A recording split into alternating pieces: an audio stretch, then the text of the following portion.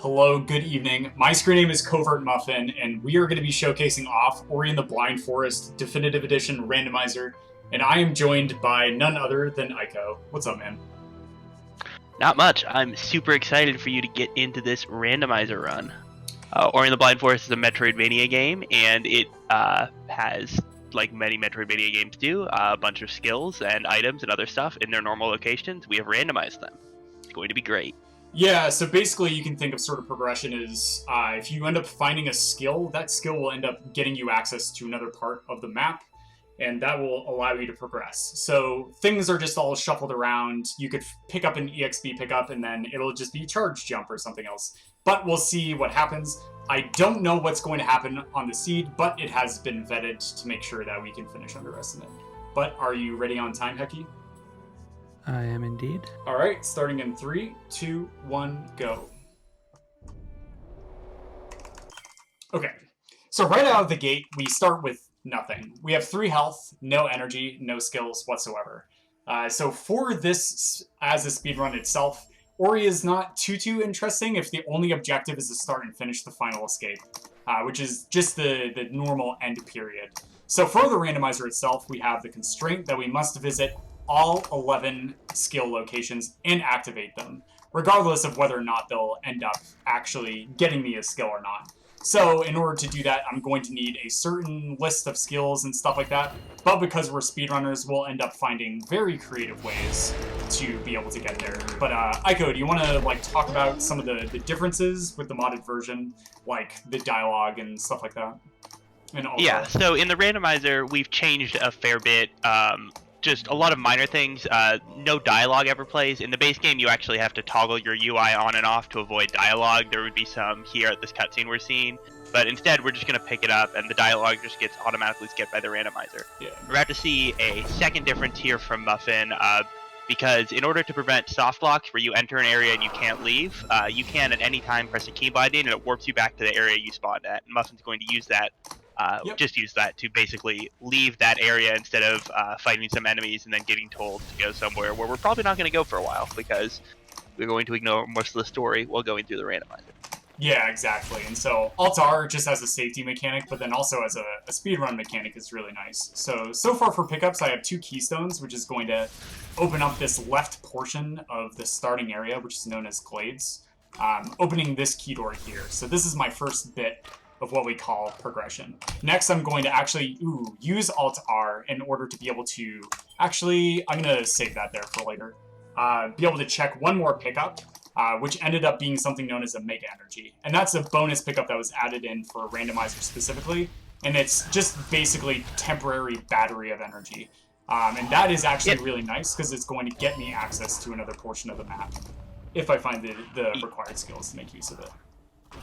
Yeah, the game has a bunch of 4 energy doors, including one that's very near the spawn location, but because Muffin can't access it right now, he can't get a ton of value out of that Mega Energy. So by saving, or by reloading without saving, he leaves it there, and he'll be able to use it later at a time when he can get to an energy door. Right, exactly.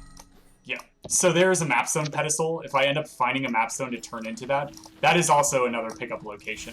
So there are other sort of special spots and what have you to allow me to get around the map, but mapstone turn-ins are also nice because they're sort of sequential in what pickup they end up getting you. Oh, I need to pull this here.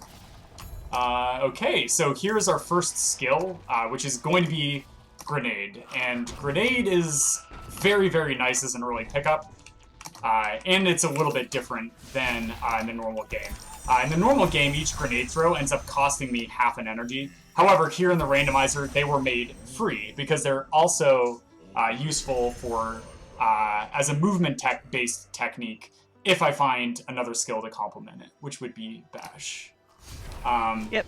But here we go. Here's a skill tree, and you'll notice that it marks it off as 1 of 10. And so there are 9 of these trees around the map, and then 1 feather location. However, that being said, right now, I still don't have any way to jump really high or interact with walls or interact with enemies besides just brutally slaughtering them to try and save the forest. Yeah. And so we're either looking for another skill or maybe a tractor to help us with transportation around. Yep.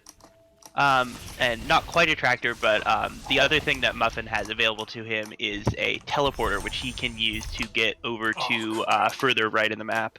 But we'll see what he... nice. Okay, Yeah. so Muffin now found a map stone, which he can use at that map pedestal we walked by earlier to get another item. And if that isn't what we're looking for, then he's going to have to take a teleporting trip over to Swamp.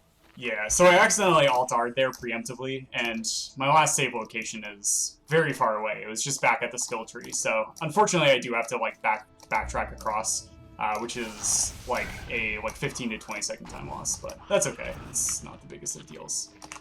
Just gonna be very careful. I made a tiny mistake, so I need to move you to another voice channel real quick. Is that okay? Yeah, sure, go ahead. There you go. You're running it now. Sorry about that. Thanks. Yeah, no problem. So now we found nothing from that first map pedestal. So the only pickups that are still in logic right now are going to be using this teleporter, which is going over to Swamp. Yep.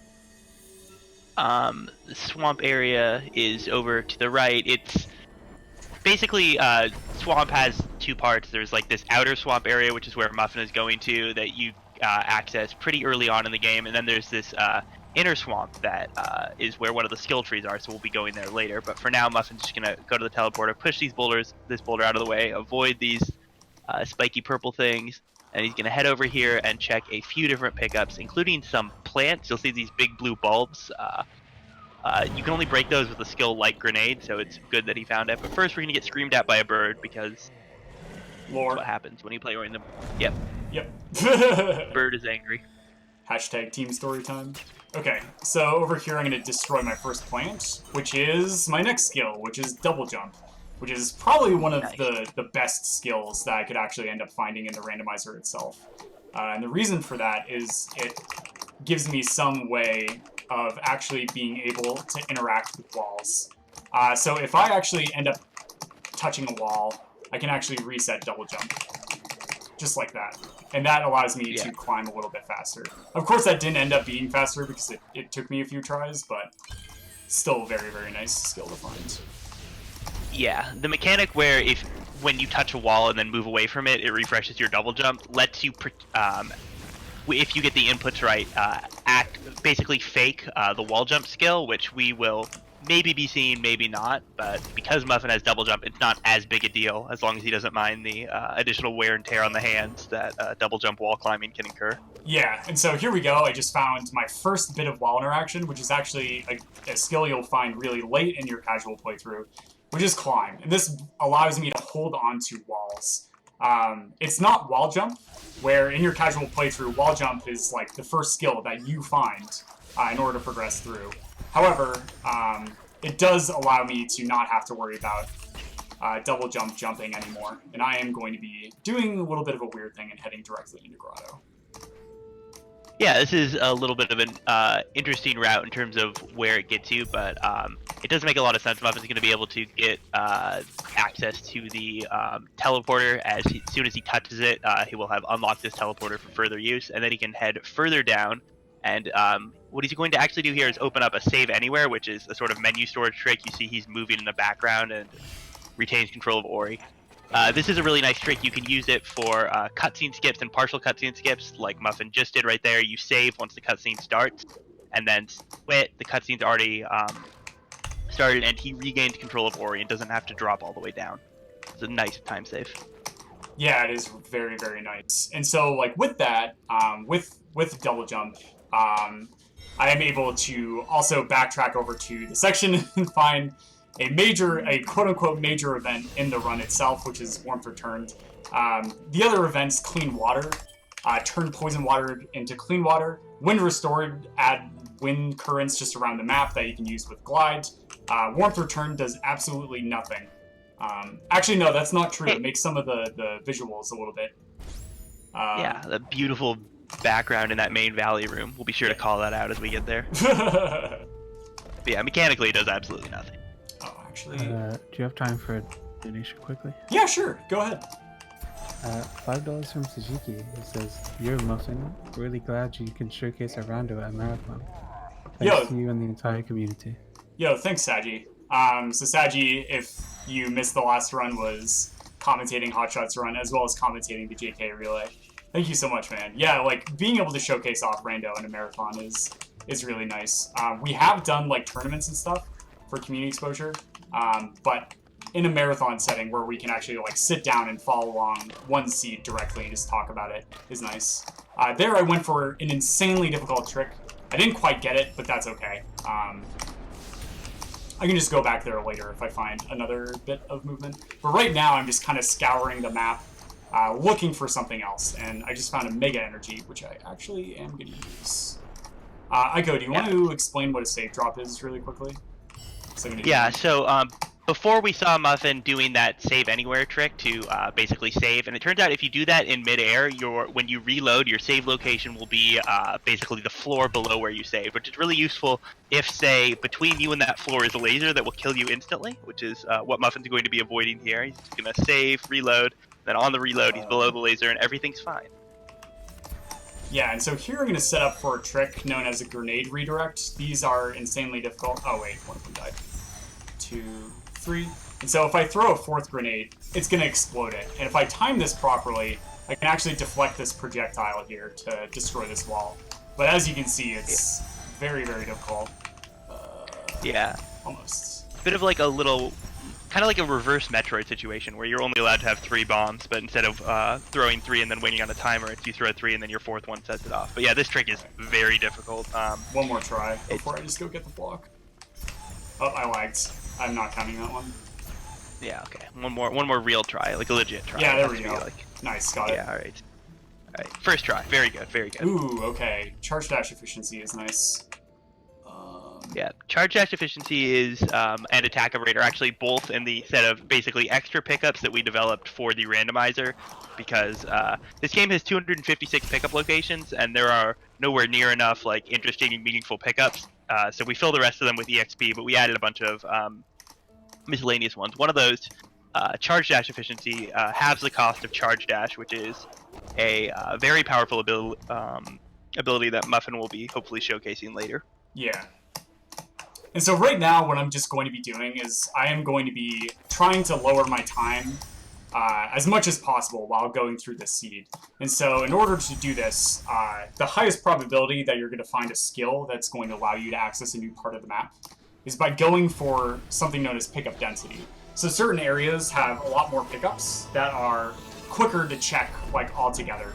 And then beyond that pickup density idea, literally just trying to push for the core constraint, which is activating all of the skill locations. So basically I'm just coming back here, activating Sea Flame Tree, which is required, and then I'm going to be just checking the rest of the pickups and glades because they're very easy to get to for the most part. This one's a little tricky though. Yeah, there we go. Okay. So if I let go of climb while I'm moving upwards, it actually ends up getting me a little bit of extra vertical height. But anyways, here is our first dungeon key, which is Water Vein. Do you want to explain what that does for us and why dungeon keys are important? Yep, so Ori and the Blind Forest has 3 dungeons, one for each element that you're supposed to restore. The Water Vein opens up the first dungeon to the Ginso Tree. We actually don't need to visit all 3 dungeons in every seed, but in this all skill constraints category, we need to visit the first dungeon, which is the Ginso Tree, because inside the Ginso Tree is a skill tree, the Basque location, and oh my god, Muffin just found Charge Jump, which is the last skill you get in the normal game.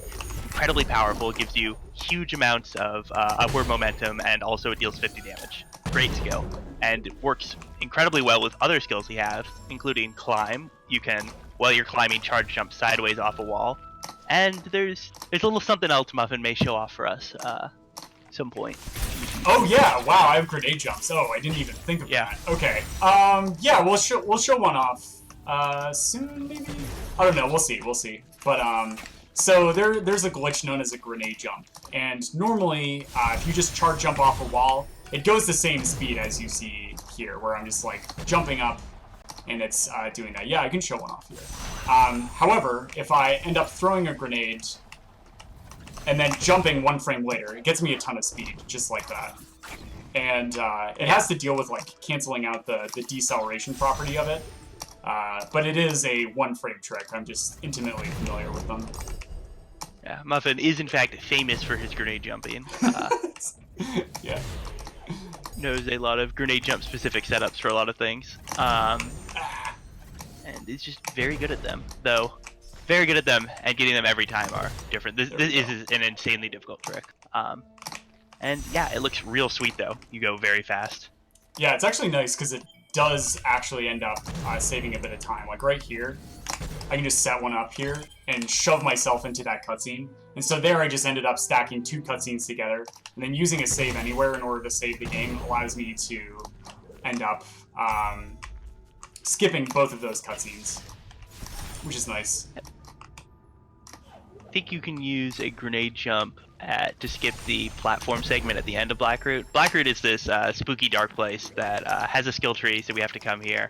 But definitely can be a bit of a pain to navigate, especially if you're newer to the game or the randomizer. Muffin, of course, is new to neither of those things, so he is not going to have much of a problem. Blackroot has this orb mechanic where this orb will float to you, you carry it around, and make some doors disappear and other doors, or like some of these platforms appear, others disappear. And you're supposed to manipulate that and do this like very long and slow platforming, but because Muffin has charge jump and double jump, he's just going to go back up the way he came, activate some switches, and head into this room where he is going to do one more puzzle and then get another skill location. I'm trying to remember. It's been a while since I've done this one, but I'll go for it for sure. Oh, no. So here I'm going to try and set up a grenade jump. So there's this laser here that's instant death, but if I do a grenade jump at the right spot and the right angle... Missing the timing on it. Let's try this. Yeah, there we go. I can actually hit myself off of this tiny little pillar here, and that knocks me up to the switch. And that does save, like, a pretty significant amount of time, because the riding up the platforms and carrying the orb is very, very slow. Yep. And speaking of slow, it would also be slow to watch this cutscene, so of course Muffin is going to skip it. Yeah, we're gonna using these. Yep. Yeah, so here I just entered the cutscene in order to be able to check a pickup while the darkness is lifting. And then if I do this correctly, it's going to just end up stacking 2 cutscenes together to allow me to do some semi-blind movement. Yep. And though we didn't quite see it easily because it was dark, Muffin also over in that area to the right did some cool little skipping. Those crushers, you're actually supposed to require the skill dash to move horizontally. If he just walked through them normally, he would have been crushed instantly. But what you can do is you can bait them to fall and then jump up on top of them and get around them that way. Yeah, exactly. So here I'm going to be actually working down to the next tree, which is going to be a light grenade tree. Normally, you need skill known as dash. Actually, I'm not going to do this anymore. Oh, wow. I have a lot of health. Oh, yeah, I found a mega health. Yeah. Do, in fact, have a lot of health. Yep. However, grenade jumps is going to build me enough speed to be able to work through some laser cycles. But I am first going to check this part over here for a little bit of safety for the marathon. Yeah. There's usually not, usually you aren't really able to go through this area all the way through. Blackroot has 2 skill trees in it. It's got the dash skill tree and the grenade is the second one we're going to go to. But usually you aren't able to continue straight down from the dash tree to the grenade tree. However, because Muffin has found this set of skills early, he is going to be able to do that. That is going to be a nice time save because he won't have to walk back here later. Yeah, this is also getting me another map pedestal for a turn in for a map stone. Because I have currently turned in only 2 map stones, but... yeah, nice, okay. And because those are progressive, it's very, very nice to be able to turn them in whenever I get the chance. But there I just used climb, charge jump. Usually you need stomp to be able to break that floor, but because we have these 2 skills working in conjunction, it's not bad. But here is the important grenade jump. Otherwise, I can't make this laser cycle by normal means. And there we go, nice, first try. Okay. Very nice. Not only do you have to time that one correctly and get the 1-frame trick if your angle there isn't exactly right, you have a bit of a problem where you just hit the floor or the ceiling, you lose a bunch of your speed. Now Muffin setting up for another grenade jump cutscene skip where he uses a grenade jump to get through a cutscene, and it actually does save some time because you when you skip these cutscenes, you end up with like a slow a zone where Ori's movement is very slow because it's supposed to be locked slow going into the cutscene and never gets cleared because of how it gets skipped. So if you grenade jump into it, you skip some of that slow zone and get more time. Yeah, exactly. So right now we're getting pretty close to being like halfway through the seed. The start period is like very, very long, and it like requires a lot of fruition. But I'm still looking for that like 1 or 2 more skills to be able to progress through the end game portion. And so right now we've been mostly focusing on the middle and the right-hand side sections of the map, because just like chronologically in the game, these are the easiest to get through and the easiest to navigate. And then the left side ends up usually requiring a lot more skills or a lot more resources to be able to navigate. But nice, okay, I just found Valley TP Ico. Ooh, okay, that's really sweet. Yeah, do you want to sort of explain the significance of that? Yeah, so one of the big barriers when we were talking about the left side and the right side is that there's this area that normally to traverse, to get to, you need either one of 2 skills. You either need Stomp, because there's a peg that can be stomped, or you need Bash, because an enemy, you can get an enemy to stomp that peg. But without one of those 2 skills, it's really hard to get to the left. You can't actually get to the left side unless you find a teleporter. Muffin just found the Valley TP, which will let him get past that room that I'm talking about, and even pull a lever later to backtrack if he wants to get towards that area. There is a bit of a problem in that in the room with the Valley teleporter, there's an incredibly angry bird waiting to kill you, but there's a neat trick that Muffin can do with grenade jumps that I'm sure he will showcase if he doesn't end up finding some of the other necessary skills to progress in that direction. For now, he's just going to fight this mini-boss who is not at all prepared for charge jump. 50 damage is enough to 2-shot it. That will give him access to this keystone pickup over here. Yeah, there's a really sick setup to be able to one-cycle the boss. I just barely missed it because I jumped just a tiny bit too late. But you can like weave out and then weave back into the boss to kill him before he goes back into the ground. But yeah, so now I actually ended up skipping this tree in order to be able to do some other stuff. But we are coming back here for double jump tree, and then after that we will be heading to Stomp Tree. Yep. And Stomp. Yeah, go on. Oh, go ahead. Oh, I was going to say, between Stomp and the Ginso Tree, which he has access to because of the water vein, that will really wrap up all of the skill locations on the right side of the map. I'm in Lumberjack mode now, I go. So now, excellent, yeah. So I just found Bash, and Bash is the most powerful skill in an entire randomizer. Literally, once you find Bash, you remove any sort of difficulty of the constraint of visiting each of the skill locations. Difficulty is kind of a bad word to explain it, but it does make them extremely accessible. But now that I also have Bash, I can actually chain these together with Grenade in order to move a little bit faster and get a little bit of height here and there. But this has been a very nice seed so far in terms of skills. Yeah. So what Bash does mechanically is it lets you grab a object, a projectile, one of those like lanterns you see hanging most enemies, or a grenade, and then you go in one direction, the thing that you're bashing goes in another, and it also resets your air jumps, and it stops time while you're channeling the bash. So you want to be like aiming the bash for as little time as possible, but you can use it to get a lot of speed. The speed at which you leave a bash is much faster than your like actual movement speed in that direction. So see Muffin doing what is known as a bash glide, where he just bashes off something in a grenade and then just double jumps to continue moving much faster horizontally than he could normally. Yeah, exactly. And also the interesting thing of Bash that I'm going to show after I try and go for that. Yep, nice grenade jump. Is going to actually be ending up using this spider projectile here to destroy this wall. I can just destroy that with charge jump anyway, but like Bash just allows you to utilize various resources and enemies that you find around the forest in order to be able to get through areas a little bit quicker, which is really insane. So it's not just that I can like move myself around, but I can also use resources that normally I can't to be able to get to areas I normally would not be able to. Yep. You can reposition enemies, which can be very useful if you need them to break stuff for you. Less of a problem because Muffin has a bunch of really cool skills. You can even do a really cool trick that we discovered, I guess not really recently anymore, but it is new-ish in the tricks. What we just saw him do there was he did a charge jump up, and then he used grenade and bash to bash himself downward again. And then because of how charge jump works, he kept the charge jump damage hitbox and broke the thing below him, even though he's really not supposed to be able to do that. Yeah, and so here what I'm doing is known as double bashing.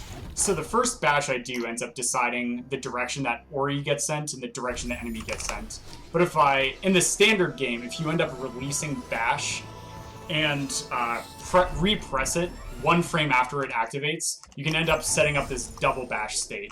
And all this does is just ends up changing the direction that you end up sending Ori. The enemy still ends up going in the same direction. However, for the randomizer itself, to be fair with other input devices, such as controller users, we ended up modifying the randomizer in order to make double bashing consistently free for every single input method, regardless of what you end up deciding to use. Yeah. Basically, as Muffin said, there's an easier way to do it on KBM than there is on controller. So for the randomizer, we have that mod. And now Muffin is going to head into the Ginso tree, this game's first and most vertical dungeon. It's basically just this giant tower that for some reason, the Ginso tree calls itself a tree, but it's also like twice as tall in terms of in-game units as the literal volcano mountain that we're going to be seeing a very small amount of later. So either it's not really a tree or the proportions in this game just don't make any sense. It's the second one, by the way. The proportions of this game just make no sense. Muffin showing off some very nice grenade jumps through these teleporters. They do not change your momentum at all, which means you get to go very fast through them. Yeah. So nice thing about Ginso Tree too is this is what Water Vein got us access to, which is very important. However, I still need to end up finding one more thing, which is Sunstone. But as we know, Ginso Tree actually is a very pickup dense location once you get access to it. As long as you have the necessary verticality, like I do, you can get through it pretty quickly. Oops. Yep, and we're going to see Muffin murder a mini-boss here very quickly. Yep, there we go. He's dead. Very, very dead, yeah. Again, charge jump, 50 damage, kind of a lot for these poor enemies. Yeah.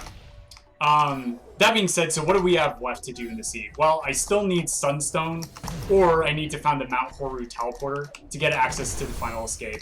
But right now, I have all of the skills that I actually need to be able to get access to every single tree.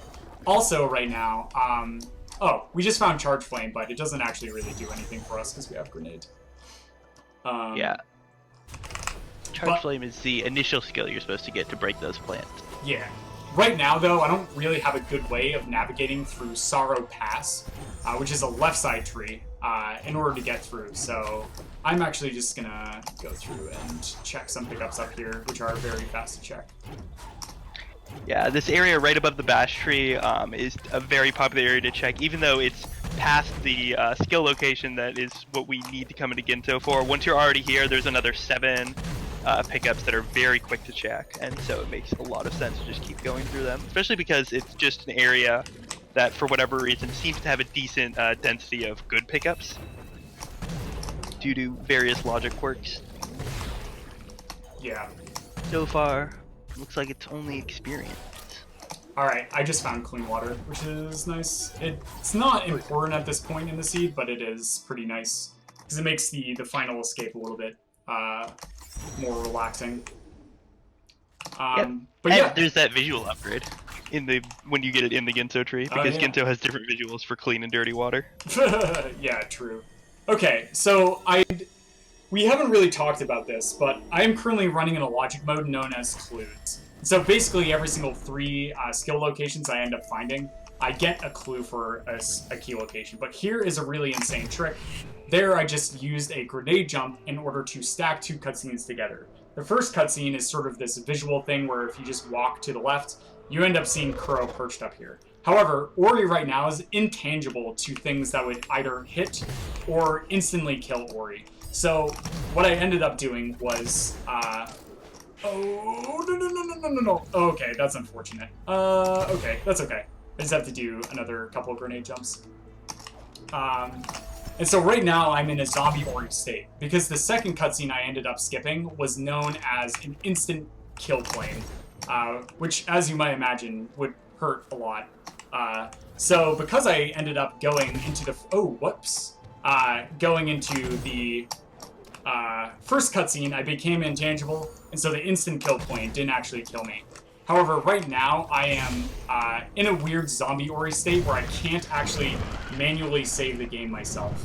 I either need to activate a skill location, like this feather here that I'm going to grab in order to save the game for me, or I need to save on a spirit well, which are those fast travel locations we've been seeing. But yeah, that was nice. So now we're going to be heading into Misty Woods because this is our 8th skill location. Misty has 1. And then the last one would be Sorrow. But I'm going to dip down here to see if I can find Sunstone really quickly. Yep, because we know the Sunstone in Valley. It makes a lot of sense to check these like lower Valley locations before Muffin moves on. If he doesn't find it here, he'll have to come back. Oh my god, okay. I just found Sorrow Teleporter. Oh, that's a huge find.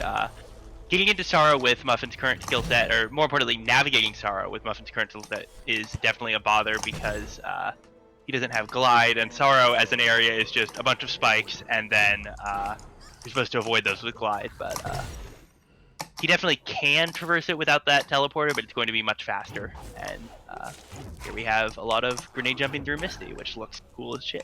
Yep. Oh shit, I didn't, uh-oh. I didn't quit and reload, so I can't save the game right now. Oh, Okay.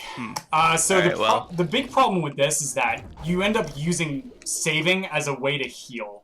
And right now I can't do that. Luckily, I am close to a level up. I might actually just kill this bird intentionally to try and level up. Yeah, okay, there we go. Whew, okay. Alright, easy. And the reason why that was important is I have to damage boost there, unless I want to move the bird around with a bunch of bashes. Oh yeah, speaking of potentially spooky things, you've got that S-bend coming up, that spiky thing. Yeah, I do. I'll be okay with that. Alright, excellent.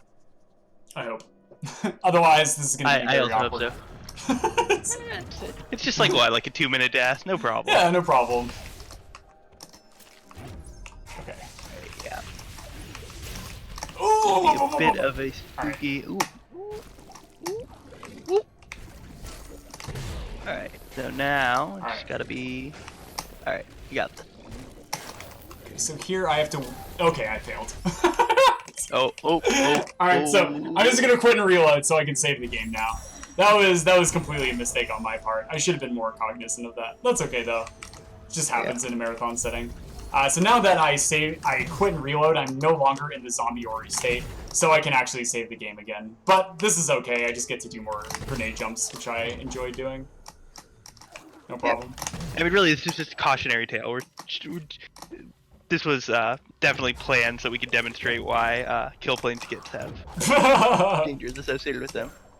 Alright, so there I just saved the game. Because this is one of the harder ones. That's okay, no problem. Whoops. Ooh, okay. So it's the tricky thing with grenade jumps, and why I tried to vet a seed to make sure I didn't end up finding grenade jumps, is because if you end up messing them up, you kind of work yourself into awkward scenarios that are really hard to get out of.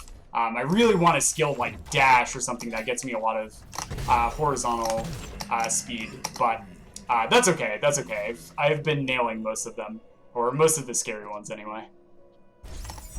Yeah, definitely some impressive consistency we're seeing.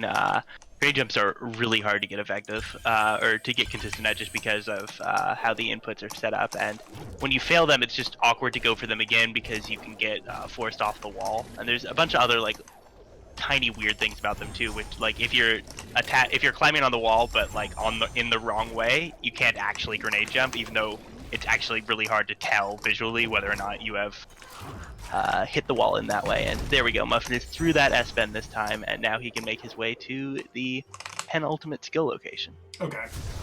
So we also found something like really, really huge in Valley, which was Sorrow Teleporter. And because I don't have Glide right now, I can't glide in Sorrow, right? You need the skill to be able to do the thing. And so it ends up making traversing through there, like, really difficult. I do have grenade jumps, which does help in enough ability points to do more zombie-ori shenanigans, but it's much, much easier to just backtrack to the tree using this teleporter. So I'm very thankful I ended up finding that. Yeah, definitely a huge find, and after Muffin finds this, all he really needs to do is find that Sunstone, which we know is in Valley, and I don't think there's a pickup in Valley that you can't get with your skill set, so it's just going to be a bit of a Sunstone hunt. And then it's off to Horu for the finals. Yeah. What's the timer at right now, by the way?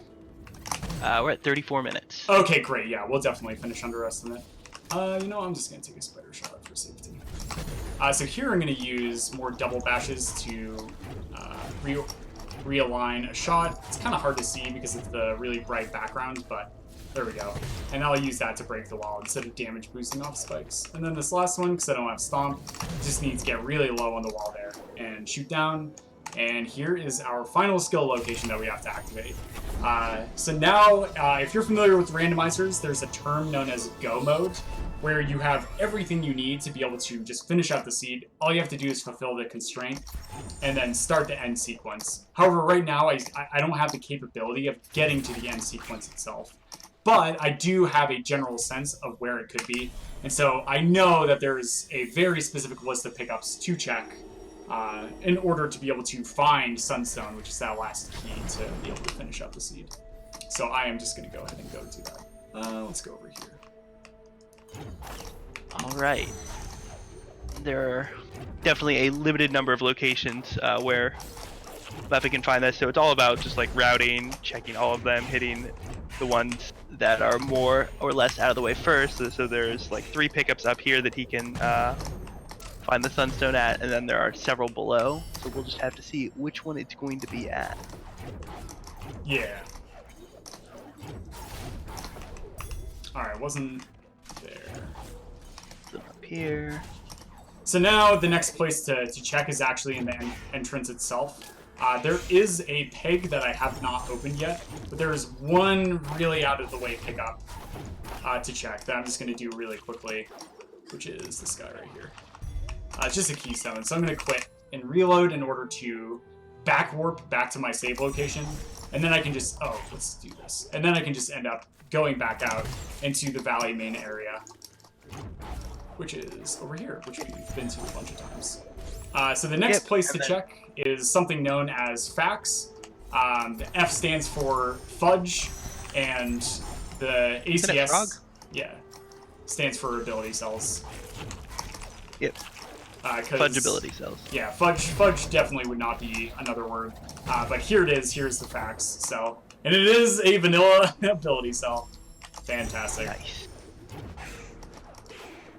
Alright, there it is. Okay, so we found Sunstone now, so we are now in go mode. And so now all I have to do, actually, to finish off the seed, is to be able to go, start, and finish the final escape. So we have about, like, maybe 2 or 3 minutes left in the seed before we're calling time. Yep. And if you played Ori, the vanilla Ori, but not the randomizer or watch the speedrun, you might be thinking, well, wait, doesn't he have to do all of Mount Horu? The answer to that question is no, he really doesn't. There are a couple reasons why that's true. One is that in the randomizer, we've removed actually all of the lava in Mount Horu, mostly so we can force players to go there more often. That was really the entire motivation behind that. But the other thing is that there are actually not 1 but 2 ways in the base game unmodified to skip all of Mount Horu. Muffin's going to be showing off the faster of the 2. But yeah, it's just not a dungeon that ends up seeing a lot of play because it's very skippable and takes a long time to do. It's very dangerous. Oops. Okay, so here if I bait this shot at a specific time, I can set up for a really tight grenade jump. Oh, I just barely missed it. That's okay. So grenade jumps also, like, probably the more difficult part of the grenade jump isn't the timing itself, because it's just barely separating two keys to be able to end up being able to set it off. The difficult part is actually setting up a good angle for the grenade jump itself. But there's a lot of them like all around the map, and if you do them, they save like a minimal amount of time. But yeah, here we are. Here is Mount Horu, which is the final dungeon casually and for the speedrun. But here what I'm going to do is just drop a save and then reload. Oh, didn't quite get it. So what I'm trying to do is I'm trying to enter this door on the first frame that I have control of my character. If I do this, it actually ends up wrong warping. Yeah, just like that. Wrong warping Ori to the very end of the dungeon, like down below everything. And so, in a 60 FPS game, that is very difficult, but you just kind of get used to a sort of rhythm to be able to get it eventually. And now all Muffin has to do is the final escape, where there's a volcano exploding and also a giant bird trying to murder you. You know, everyday stuff. Yeah. Gotta run away. Alright. Oh my god, the 1 EXP. Yeah, so I just... Oh, I got it. Okay, cool. Oh shit, I missed it. Alright. So what I just did there was I actually just grenade bashed over a kill trigger that was spawned by Kuro herself. No. Okay, well maybe I get to show this off again. So if I miss this, what'll end up happening is you'll hear a loud drop sound. No, I got it again. Okay. That's a very difficult trick. Nice, and I got through. But here, what I'm going to try and do is, for a little bit of flair, set up a grenade jump just like that in order to be able to get over the elemental. Yeah. This is actually really cool stuff Muffin is showcasing. There are much more conventional and less risky ways to go about this escape, but they are all so much less swag than what we're seeing right now. Okay, I got it. Okay, so normally in the speedrun, getting through that section is actually very easy. You just have to stand on, like, a general slathering of pixels. But here, this grenade jump is one of the more precise ones. And it saves the most. Nice, I got it. So that grenade jump there ends up skipping major cutscene because it launches Ori into a trigger to allow Ori to walk forward. But now, time's going to be coming up. All I have to do is hold down to the right until Naru crosses a tree. Yep. But, yeah, anyways, so if you're interested in trying out the randomizer yourself, you really enjoyed the casual playthrough for Ori, we actually have a string of logic that does not require you to do any of these crazy strats. And in fact, there are various forms of logic based on how masochistic you are. But time's coming up, and time. GG.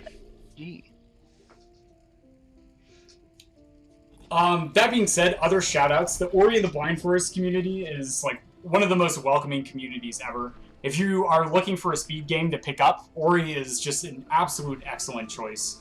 And we have tons and tons of resources. Like, the amount of resources we have is insane. And there's like always somebody on ready to answer questions for anybody looking for help. But Aiko, thank you so much for joining me. Aiko is actually one of the developers for the randomizer itself. And it's just been an absolute pleasure playing this. This is definitely one of the things that I've spent thousands of hours actually speedrunning and competing in tournaments and such. So it was a real pleasure to be able to bring this to Hackathon today. Yeah, thanks for having me, Muffin. Thank you for doing the run.